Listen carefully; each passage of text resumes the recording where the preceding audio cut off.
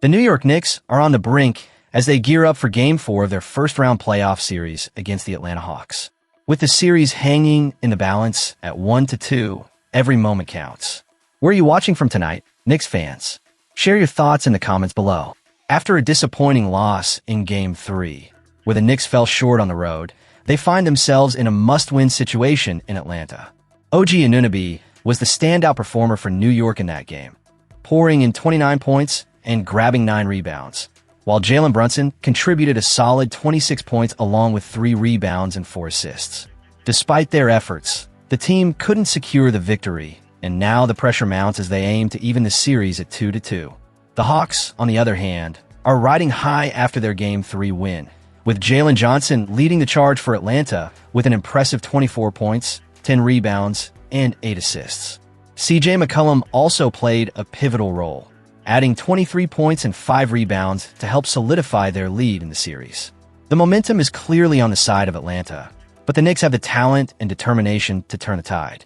Heading into Saturday's matchup, New York is fortunate to report a clean bill of health, with no players listed on the injury report. This is a significant advantage for the Knicks, especially as they look to capitalize on this opportunity to level the series before returning home for Game 5. Fresh legs and a complete roster could be the key to unlocking their potential against a resilient Hawks team. Conversely, Atlanta is not without its challenges. They will be without center Jock Landale, who has been sidelined with a right ankle sprain since April 3rd and is expected to miss the remainder of the first round. His absence could open up chances for New York to exploit the paint and establish a stronger offensive presence, particularly with players like Anunoby and Julius Randle looking to assert themselves. As we approach the opening tip-off, the stakes couldn't be higher. The Knicks need to harness their energy, focus, and experience to secure a crucial victory on the road. Game 4 is not just another game. It's a pivotal moment that could define their playoff journey. Knicks fans, your support is needed now more than ever.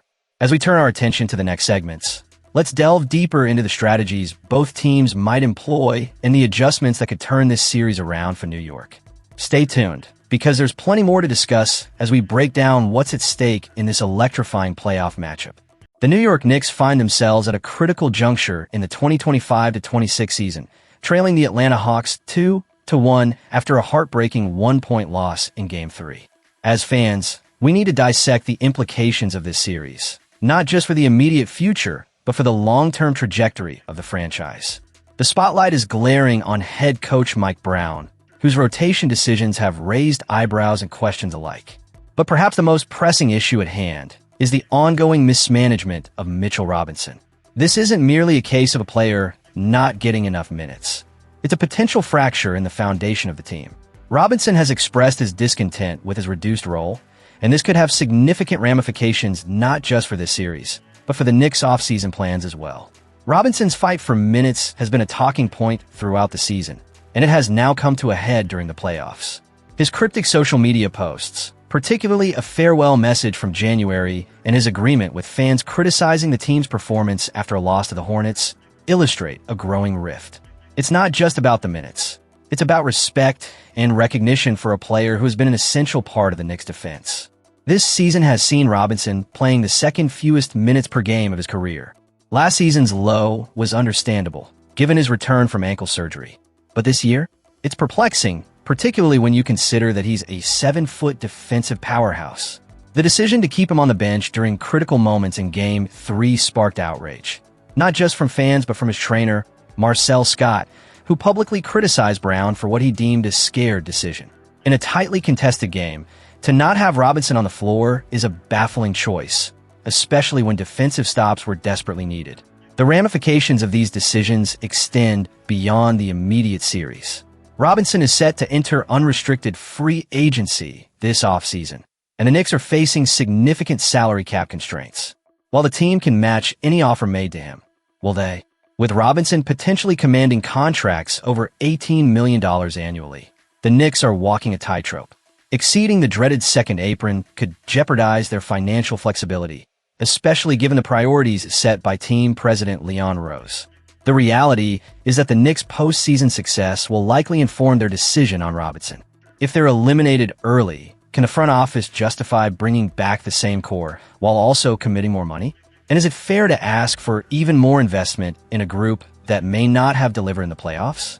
Robinson's future with the Knicks, once seemingly secure since his draft in 2018, is now hanging in the balance. If the Knicks can turn things around in this series and Robinson gets the minutes he deserves in the upcoming games, perhaps all will be forgiven. But as it stands, the outlook isn't promising if they continue down this path. As we transition to the next segment, let's keep our eyes on how this situation develops. The decisions made in the coming games and offseason could define the Knicks' trajectory for years to come. As we wrap up today's segment, let's dive into the era that shaped the New York Knicks and left an indelible mark on NBA history. The 1990s were a battlefield, with grit and determination on full display, but overshadowed by the one and only Michael Jordan. Where are you watching from, Knicks fans?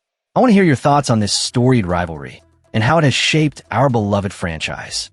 Patrick Ewing recently opened up about those tumultuous years on the Pivot podcast, shedding light on the relentless challenges the Knicks faced in their pursuit of an NBA championship.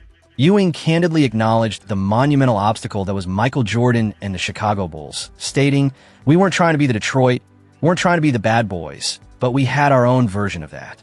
With players like Charles Oakley, Anthony Mason, and the tenacious Xavier McDaniel, the Knicks carved out their identity as a physical team that refused to back down from any opponent, whether it was the Bulls or the Pistons.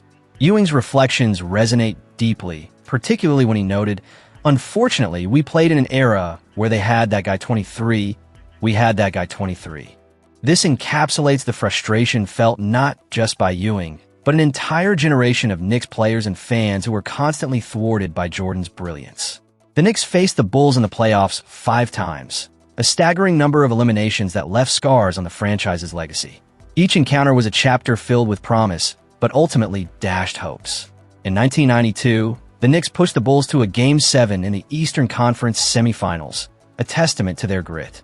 Just a year later, they grabbed a 2-0 series lead only to see it slip away, while Jordan secured his 3rd consecutive championship against the Phoenix Suns. The narrative of missed opportunities continues to haunt the franchise. In 1994, Ewing and the Knicks reached the NBA Finals, only to fall short in a grueling 7-game series against Hakeem Olajuwon and the Houston Rockets. The heartache didn't end there. Ewing's infamous missed layup in the decisive Game 7 against the Indiana Pacers in 1995 is a moment that still sends shivers down the spine of Knicks fans. And just as the team began to regain its footing, Jordan made his return, leading to more heartbreak in 1996 when the Bulls eliminated the Knicks once again on their path to yet another three-peat. Even after Jordan's second retirement, the Knicks made a valiant push to reclaim their place atop the NBA, reaching the 1999 Finals. But fate had other plans, as Ewing was sidelined due to injury while they fell to the San Antonio Spurs. The Knicks' final deep playoff run came in 2000, ending in the conference finals against the Pacers. Ewing's departure from the team marked the end of an era that was competitive yet ultimately ringless. A shift to the Seattle Supersonics was on the horizon, followed by a stint with the Orlando Magic before his retirement in 2002. The 1990s were a defining period for the Knicks, a decade filled with promise, pain, and the relentless pursuit of greatness. As fans, we can't help but feel the weight of what could have been. This legacy remains a driving force behind the current team, reminding us of the heights we can reach and the challenges that lie ahead. So, Knicks fans, what do you think? How do you feel about the legacy of Ewing and the 1990s squad? Join the conversation in the comments. And don't forget to subscribe for more in-depth analysis and the latest news surrounding our beloved New York Knicks. Your voice matters, and together we'll keep the spirit of this franchise alive.